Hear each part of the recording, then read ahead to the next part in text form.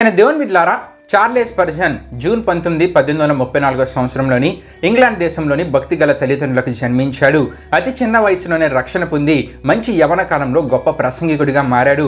తాను చేసిన ప్రసంగాలు అనేక స్థలాల్లో ఉజ్జీవ జ్వాలలుగా పనిచేశాయి. అపోస్తులైన పౌలు గారి తర్వాత స్పర్జన్ లాంటి బోధకుడు ఇంకొకడు లేడని మంచి పేరు సంపాదించుకున్నారు. ఒకానొక సమయంన స్పర్జన్ బ్రిస్టల్ నగరానికి వెళ్లారు. ఆ నగరంలోని అతి ప్రాముఖ్యమైన 3 బాప్టిస్ట్ సంఘాల్లో అతడు ప్రసంగించవలసి ఉన్నది. అదే సమయంలో తాను నడిపిస్తున్న అనాథ శరణాలయంకు వెంటనే అవసరంగా 300 పౌండ్ల డబ్బును సమకూర్చుకోవాలని నిరీక్షించాడు. అదే సమయంలో తాను చేసిన ప్రసంగానికి గాను 300 పౌండ్ల డబ్బు తన చేతులకు వచ్చింది. తాను అక్కడ ఉన్న చివరి దినం రాత్రి నిద్రపోతున్న సమయంలో డబ్బు జార్జ్ ముల్లర్కి ఇచ్చివేయమనే ప్రభు స్వరము అతనికి వినబడుచుండెను. కానీ లండన్లోని అనాథ శరణాలయంలో ఉన్న అనాథ పిల్లలకి ఇది అవసరము ప్రభు అని స్పర్జన్ ప్రభు మాటకు బదులుగా పలికాడు. మరలా అదే స్వరము, నీ దగ్గర 300 పౌండ్ల ధనాన్ని జార్జ్ ముల్లర్కి ఇచ్చివేయమని పలికినప్పుడు, సరే ప్రభువా, నీవు అన్నట్లే నేను చేస్తానని అనిన తరువాత స్పర్జన్కు మంచి నిద్ర పట్టింది.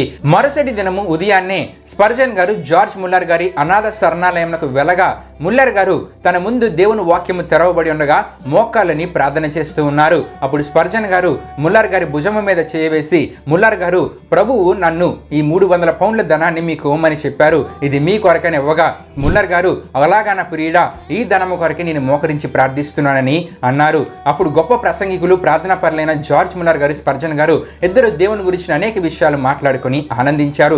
స్పర్జన్ గారు తిరిగి లండన్ నగరానికి చేరినప్పుడు బల్ల మీద తన పేరు మీద ఒక ఉత్తరము వచ్చి ఉంది. ఆ ఉత్తరాన్ని తెరిచి చూడగా 300 గిన్నీలకు ఒక చెక్కు రాయబడి ఉన్నది. అప్పుడు స్పర్జన్ గారు, ప్రభువు నా యొక్క 300 పౌండ్ల డబ్బుకు 300 షిల్లింగ్లను వడ్డీతో సహా నాకు చెల్లించారని అంతులేని ఆనందముతో దేవుణ్ణి ఎంతగానో మహింపరిచారు.